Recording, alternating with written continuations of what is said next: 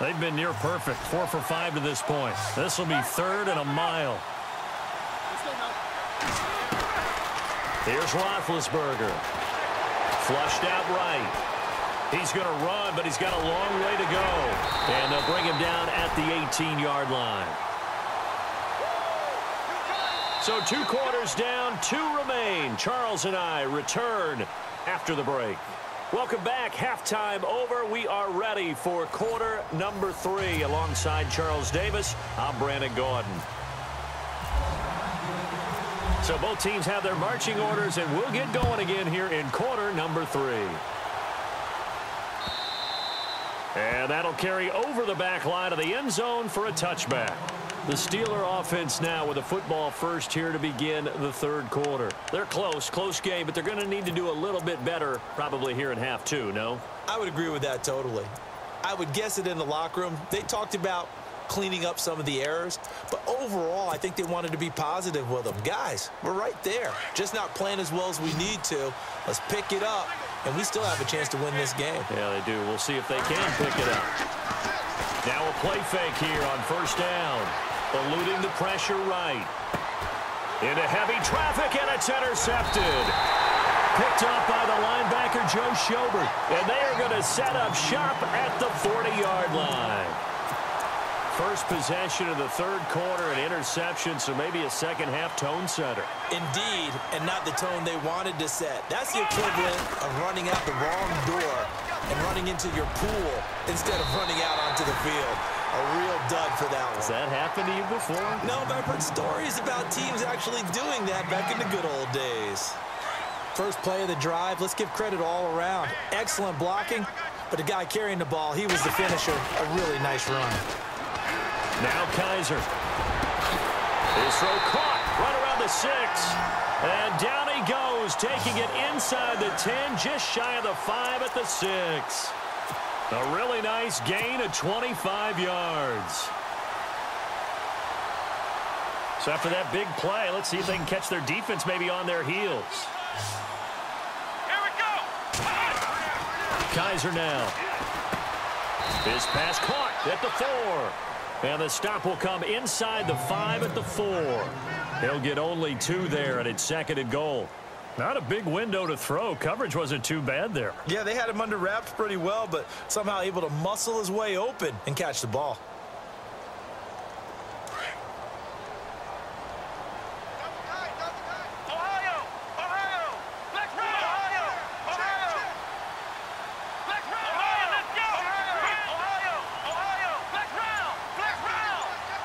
From the 4, it's 2nd and goal. Now it's Crowell, and he's in.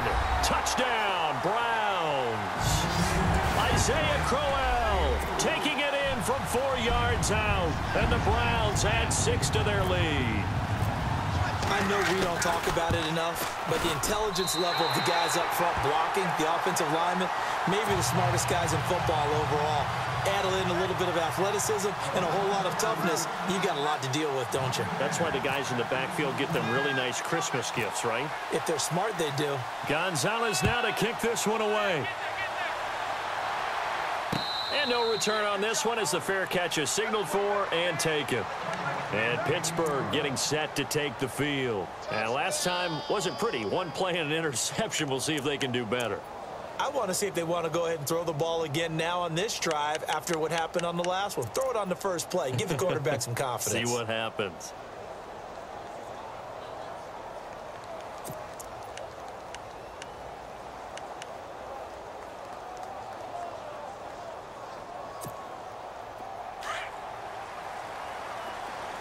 And on the outside, they're playing press coverage.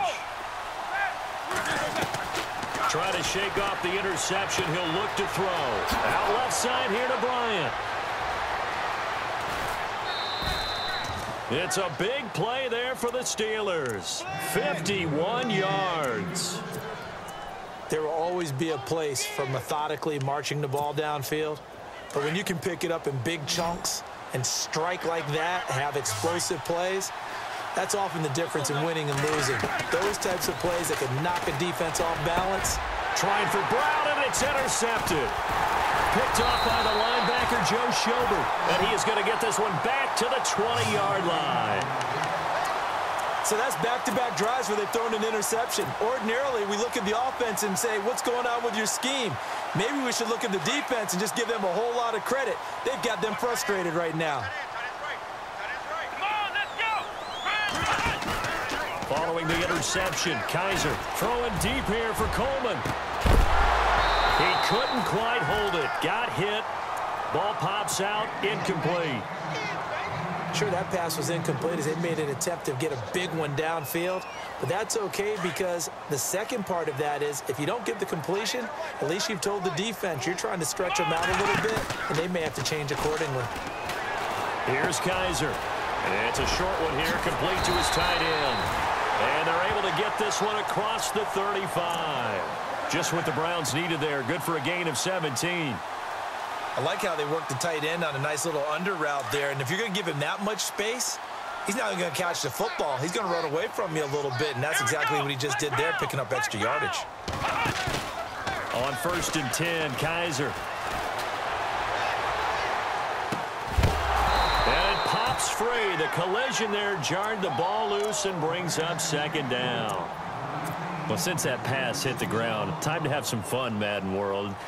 Marcus Peters, I know you saw this. You see him throw the flag into the stands last week against the Jets? A little bit of frustration because there have been a few pass interference calls, defensive holding calls against Kansas City. And this one happened in the end zone, so it set up another touchdown opportunity for the Jets. So Marcus Peters had enough. None too happy. There's a flag on the ground. And he went ahead and expressed his displeasure by chucking it into the stands. My favorite part, though, was watching the crowd in the stands. They were taking selfies with the flag. They grabbed the flag, and they're all taking selfies. First time has to be in NFL history, the fans taking selfies with a penalty flag. Hey, tight end's right. Watch tight end. Flex round! Flex round! Let's go! 2nd down, Kaiser. Throwing the out route, incomplete. It's Coleman. The Browns passing game finding its stride. They've got another 1st down. So the offense has it 1st and 10.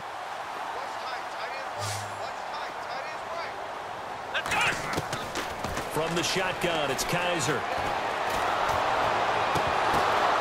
And this is caught inside the 5. And he'll take it into the end zone for a Browns touchdown. Josh Gordon, 37 yards, and the Browns add on to their lead. And it's 21-3.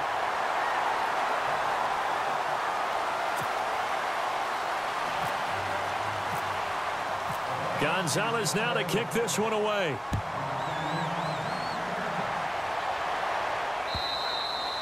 And this will not be returnable. It's out of the back of the end zone for a touchback. The Steelers offense now, they head back onto the field. And they've sort of lost their way, partner. How do they recalibrate and get this proverbial train back on track? Well, this is where leadership really comes into play. How's the head coach handling it? The offensive coordinator? Sometimes they just make a joke. All right, guys, you had your fun? All right. Throw it out the window. Yeah, let's get back on track here. And sometimes that'll work just fine. I guess it's time now to lean on that leadership. Trying to shake off the interception from the last drive. He'll look to throw. And he'll go down, and that will do it for the 3rd quarter of action. And we're back now here in Cleveland. It's the Steelers with the football, but trailing here as we get going in quarter number 4.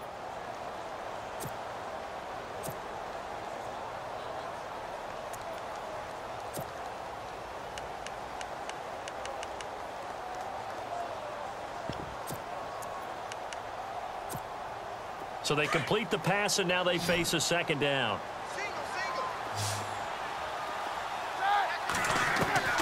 Out of the gun, it's Roethlisberger.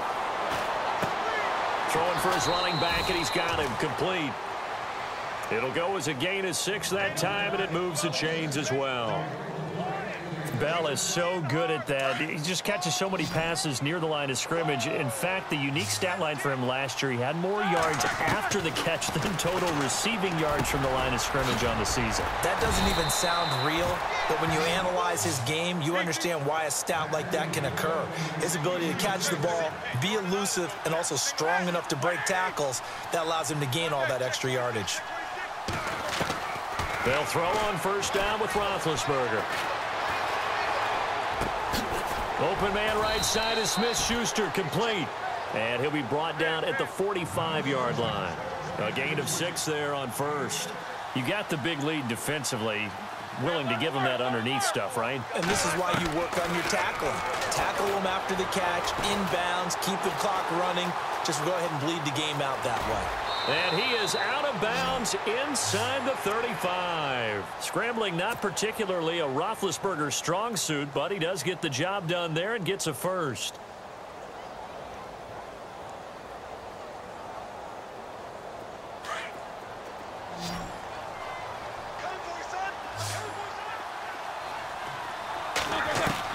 On first down, it's Roethlisberger.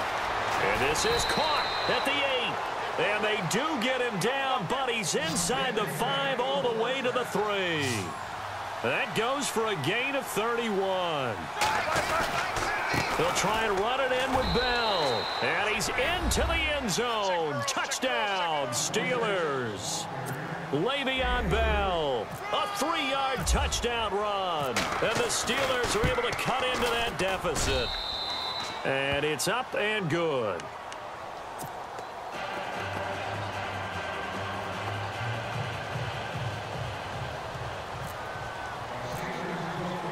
Boswell on now to kick this one away.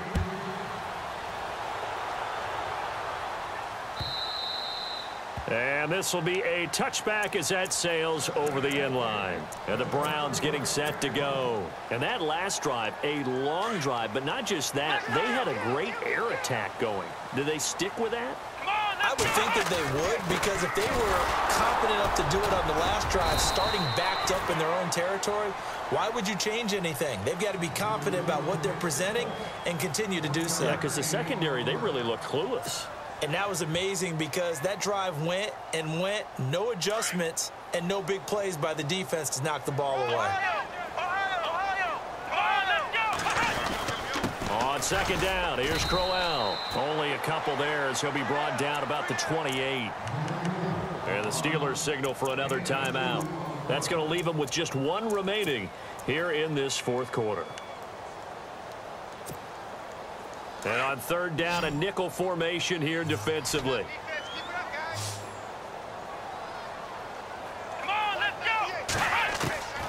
From the gun, Kaiser. And some room to roam now. And he'll avoid the tackle there with a slide. That'll move the sticks for the Browns, a gain of 12. First down and 10 now for the offensive group. Double tight, guys, double tight. Ohio! Here we go! A handoff, running left, Crowell.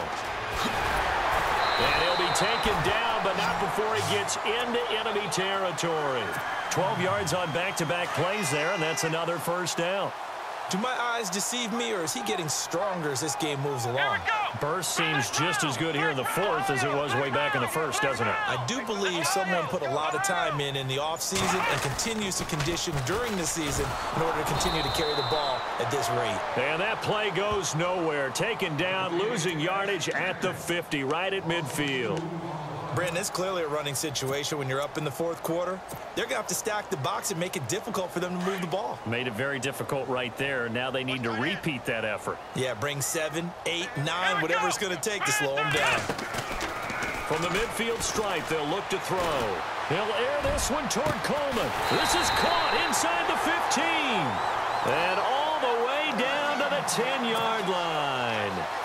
A big play that time for Cleveland. And even 40 yards. So after that big gain, let's see what else the offense has up its sleeve. Time for a break. We'll come back to wrap this one up after this.